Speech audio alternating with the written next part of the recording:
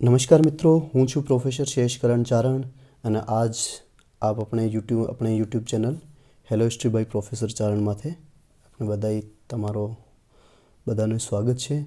આજે આપણો ઇતિહાસનું પેપર જે છે ઐતિહાસિક પદ્ધતિના મૂળ તત્વો એનો આગળનો ટોપિક છે કે ઇતિહાસના સહાયક શાસ્ત્રો કયા છે અને ઇતિહાસ લેખમાં આ કઈ રીતે ઉપયોગી થાય છે। આ આપણે યુનિવર્સિટી પરીક્ષા માટે એક ઉપયોગી સવાલ છે।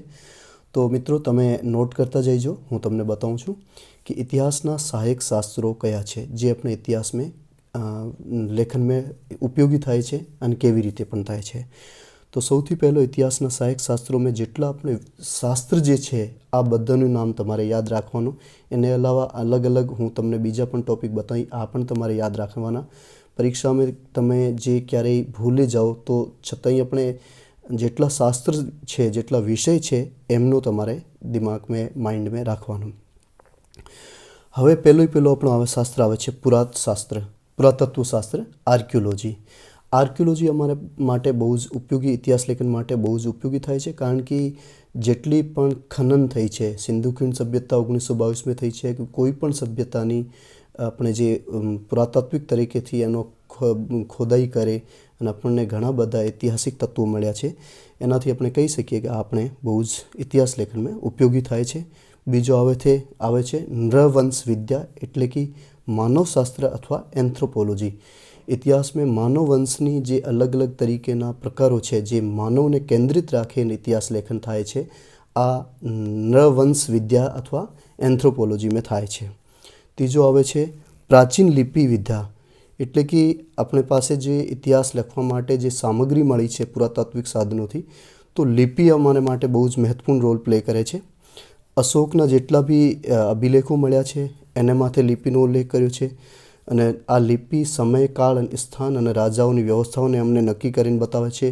एवी ज रीते आपणे इजिप्ट्सनी जोई लो, सुमेरियन जोई लो अथवा चाइनीज लिपि पण जोई लो। आ बधी लिपिनो ज्यारे स्टडी थाय त्यारे आपणे इतिहास एक महत्वपूर्ण रीते लखवा में सामे आवे छे। अने ज्यारे 1837 में जेम्स प्रिसेम जे हता आ अशोकना अभिलेखोनी अशोकनी लिपिने स्टडी कर्यो त्यारे इतिहासनो अशोकनी समयनो इतिहासनी अमने माहिती मळी छे। नेक्स्ट आवे छे चौथो भाषा विज्ञान। याद राखजो, भाषा कोई पण शास्त्रनो मूलभूत साधन होय छे।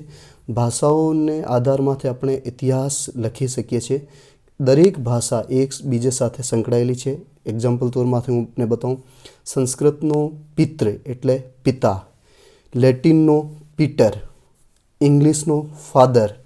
तो आ बधी विधाओ जे छे संस्कृत दरेक भाषानी जननी तरीके होय छे अने दरेक भाषा एक बीजे साथे संकळायेली छे। जे जग्यानी जे भाषा छे ते जग्यानो इतिहास अमने समझ में आवे छे कि आ भाषा में लखेलो इतिहास अमुक जग्यानो छे।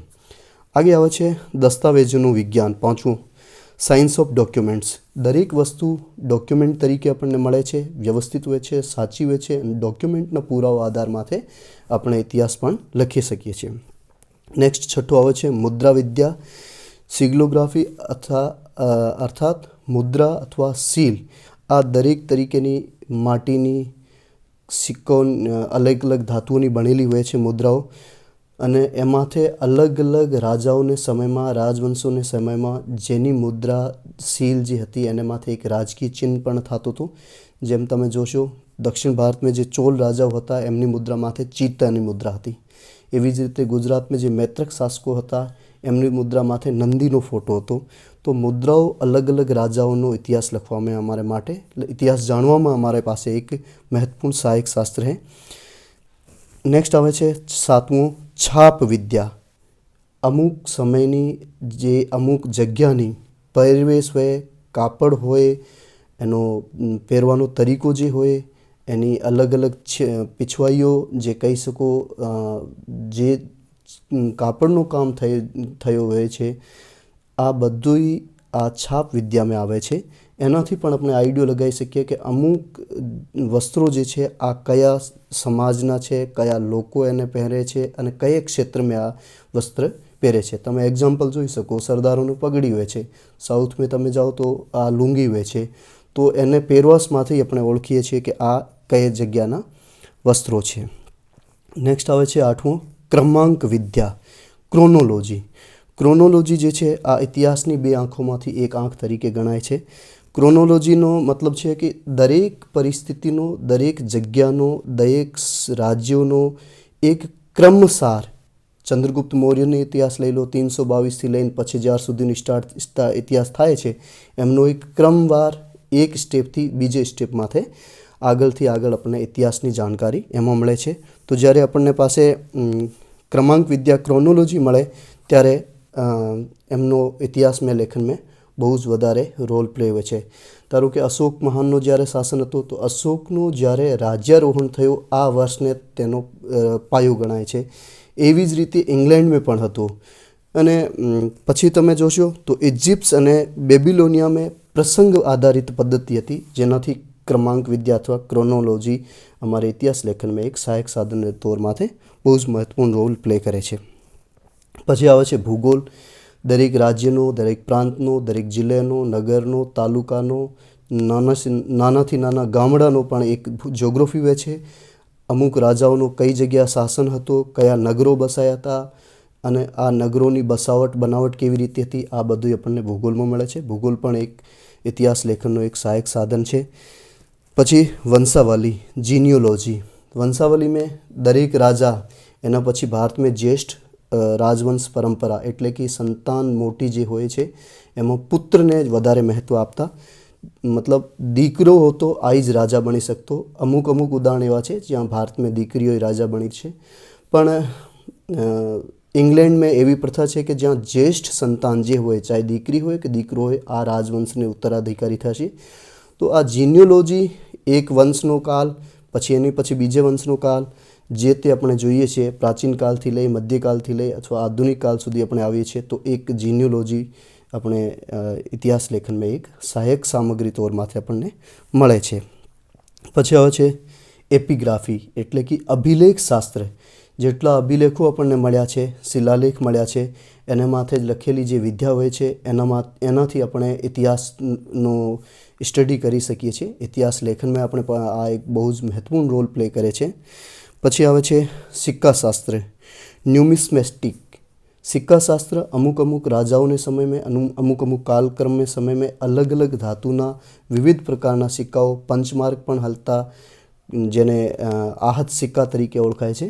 અને બાકી અલગ સમયના સિક્કા વિવિધ ધાતુના હતા. એનાથી પણ આપણે આ રાજવંશનો પરિચય અથવા ઇતિહાસનો લેખન માટે આ એક સહાયક સામગ્રી તોરમાંથી આપણને મળે છે. સાતવાહન રાજાઓ હતા. એકમાત્ર એવા રાજવંશ હતો જે શીશેના સિક્કા સ્ટાર્ટ કર્યા હતા. સોનેના સિક્કા હતા, ચાંદીના હતા, તાંબાના હતા, વિવિધ ધાતુઓના, માટીના પણ સિક્કા હતા. તો આ સિક્કાઓથી આપણે ઇતિહાસની જાણકારી મળે. સિક્કા જે છે આ આપણે ઇતિહાસ લેખનનો એક સહાયક સામગ્રી તોરમાંથી ઘણું કામ આવે છે. પછી આવે છે જાતિશાસ્ત્ર, ડેમોગ્રાફી. અમુક નસ્લના લોકોએ કઈ જગ્યા રહે છે. હવે દ્રવિડ નસ્લ જોઈ લો, આર્યોની નસ્લ જોઈ લો, મંગોલિયન નસ્લ જોઈ લો, ઓસ્ટ્રેલિયન નસ્લ જોઈ લો, ચાઇનીઝ જોઈ લો. દરેક જગ્યાની નસ્લ જે છે એનાથી જ આપણને આઈડિયા આવી જાવે કે આ કઈ ક્ષેત્રના લોકોએ છે. આજે આપણે અહીંયા કોઈ પણ નોર્થ ઇસ્ટનો યાત્રી અગર ગુજરાતની યાત્રામાં આવતા હોય તો એમની એનું જે શરીર જે છે એના દેખથી એની આપણને આઈડિયો લાગી જાવે કે આ માણસ જે છે કયા એરિયાનો થઈ શકે.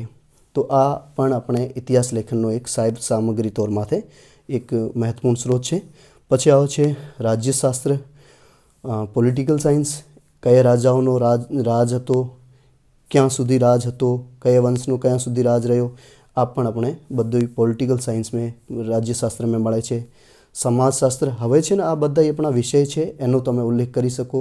કયા સમાજના લોકોએ રાજ્ય કર્યો, ક્યાં હતા, એની જે સ્થિતિ હતી, સામાજિક સ્થિતિ, એનો પણ ઉલ્લેખ સમાજશાસ્ત્ર મળે છે. પછી આવે અર્થશાસ્ત્ર. તો નાણાકીય મેટર જેટલો બી હોય આર્થિક ક્રિયાઓનો આ અર્થશાસ્ત્રમાં મળે છે.